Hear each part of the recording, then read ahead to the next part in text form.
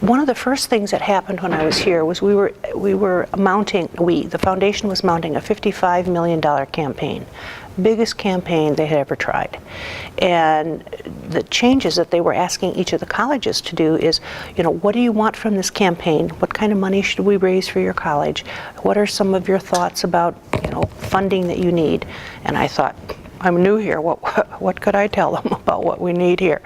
But we sat down and got some things on paper in terms of some endowments started for faculty and administrative chairs, and those really haven't built up enough yet, but you got to start at some point in time.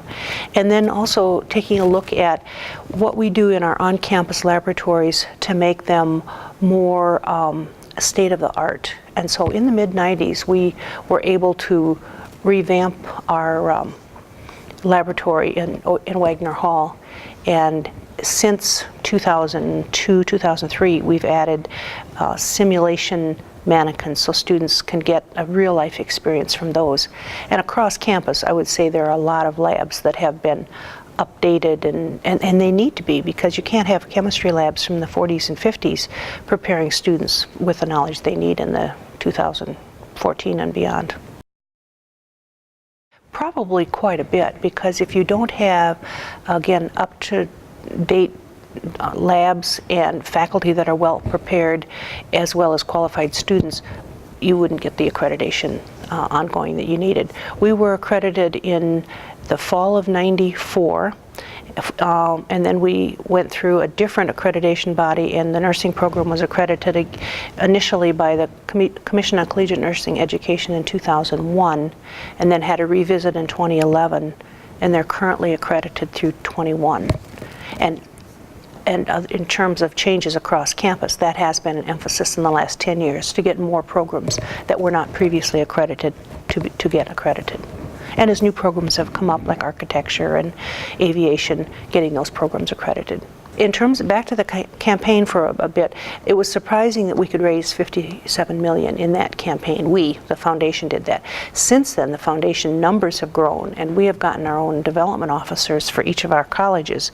And when they went for the last capital campaign, which I think started out to be $120 million, and then they upped it to $160 million, and they made $215 million. I mean, when you think about that kind of money that's out there, and not only our graduates, but also friends of SDSU who have not been a part of SDSU, I mean, they see the quality of the graduates. I think it's just astounding that they were able to raise that kind of money. It just shows you it's even more than loyalty to SDSU, but it's the pride in the products that are produced here and the quality of the work that's going on here.